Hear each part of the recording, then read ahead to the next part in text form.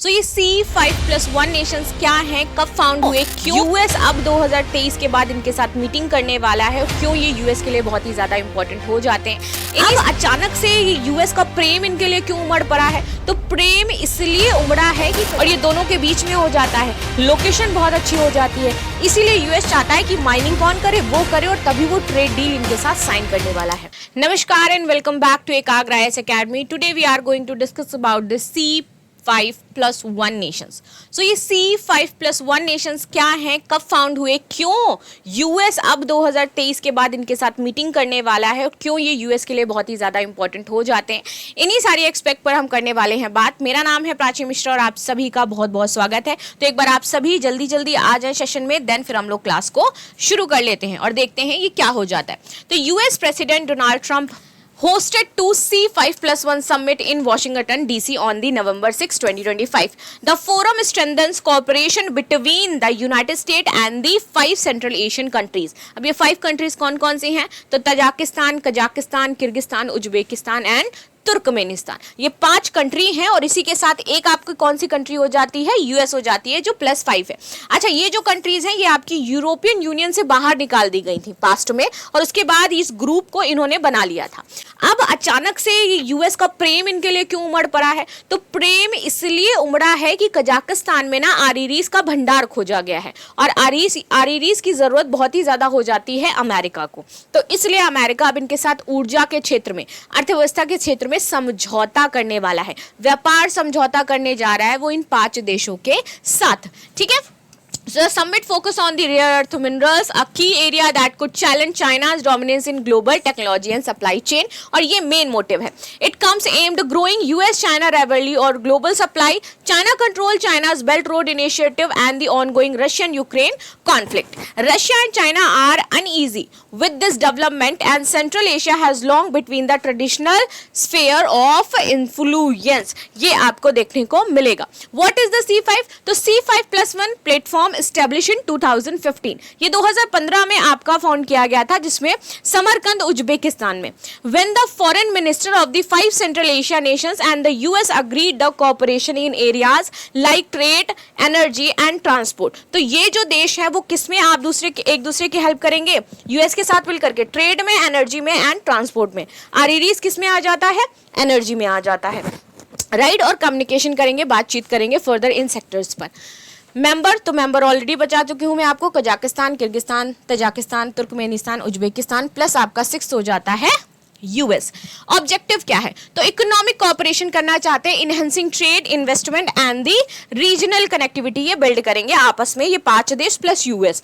Energy supply, तो promoting renewable energy and the collaboration on the rare earth element. Security cooperation, addressing the terrorism, narcotics and the transnation organised crime, उस पर further काम करेंगे। Trump central Asia policy, तो within 6 months the Trump administrative has sign 12.4 billion worth of agreement with the central Asia nation include the rare earth mining, aviation and the security corporation. तो यहाँ पे ये बोला गया है कि rare earth mining करेगा अमेरिका अगर किसी भी देश में फाउंड किया जाता है, प्लस एविएशन में वो कॉपरेट करेगा, प्लस फर्दर आगे जो रिसर्च वगैरह है उसमें एक दूसरे देशों की हेल्प करेगा। तो उसका जो मोटिव है वो पूरा हो जाएगा रेयर अर्थ वाला, इसलिए काम कर रहा है।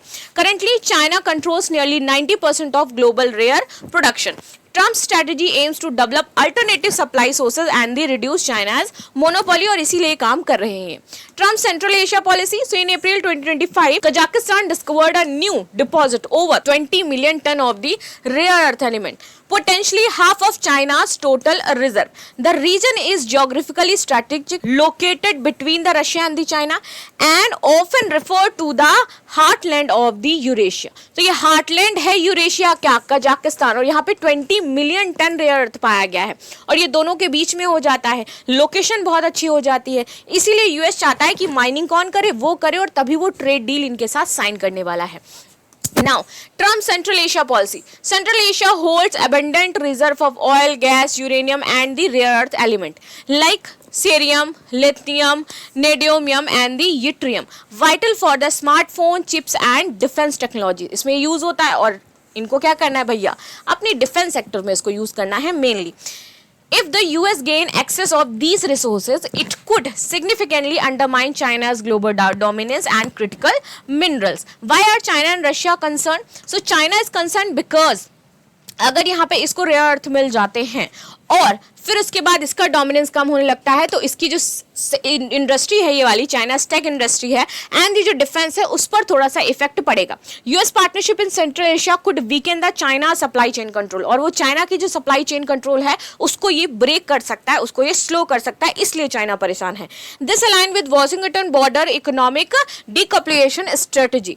नाउ रशिया कंसर्न क्या है? तो Russia has historically been the part of Russia sphere of influence. So Moscow sign multiple trade and defence pact with the region in 2022. Already ये बहुत सारे जो एक तरीके से एक्ट होते हैं वो इसके साथ साइन कर चुके हैं.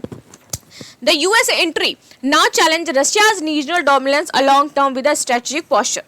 For Vladimir Putin, this signals a new great game, a modern version of 19th century power competitive over the Eurasia. Now आगे बात करते हैं India's perspective and strategic outlook. Although India is not a member of G5+1, लेकिन Central Asia held immense significance in India's foreign policy and strategic calculus. India's connected Central Asia policy 2012. The security cooperation shared a concern over the terrorism, radicalism and the Afghanistan instability. Energy security. So Kazakhstan and Turkmenistan is a vital role of oil, gas and the uranium for India. आगे आ जाते हैं Tapi gas pipeline. So Afghanistan, Pakistan and India, Chabahar port, India and the gateway of the central Asia. तो इस तरीके से कुछ की project यहाँ पर चल रहे हैं. इंडिया के international north south transport corridor चल रहा है. तो ये सारी चीजें अफेक्ट हो सकती हैं इंडिया की फर्दर, इसलिए इंडिया थोड़ा सा परेशान है. इंटरनेशनल नॉर्थ साउथ ट्रांसपोर्ट की अगर हम बात करें तो ये आपका 7,200 किलोमीटर माइलस्टोन ट्रांसपोर्ट नेटवर्क हो जाता है. साथ ही साथ central Asia, Europe, Iran, Russia तक इसको पहुंच देता है. किसको?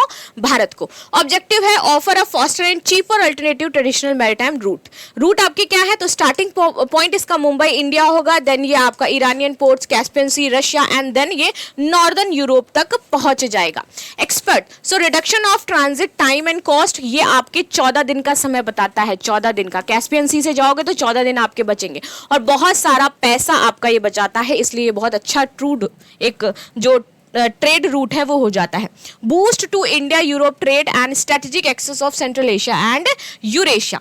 India's vision to Central Asia is India's extended neighborhood. While stability and connectivity are directly linked with India's long-term economic and the strategic interests, India also seeks the balance China's influence and the counter Pakistan involvement by the deepening partnership in defense, energy and the trade. So India ये चाहता है कि further हम इस reason में अपना dominance establish करें, इन देशों के साथ फर्दर हम एनर्जी, डिफेंस एंड ट्रेड में डील करें ताकि वो पाकिस्तान और चाइना के इन्फ्लुएंस को कम कर सके. तो हमारा विजन ये है कि हम सेंट्रल एशिया में ज़्यादा डोमिनेंस क्रिएट कर पाएँ, उनके साथ अपने रिश्तों को बेहतर कर पाएँ, सांस्कृतिक आदान प्रदान कर पाएँ ताकि ये सारे देश जो हैं इनका इन्वॉल्वमेंट इस रीजन में कम हो और हमारी सुरक्षा बनी रहे.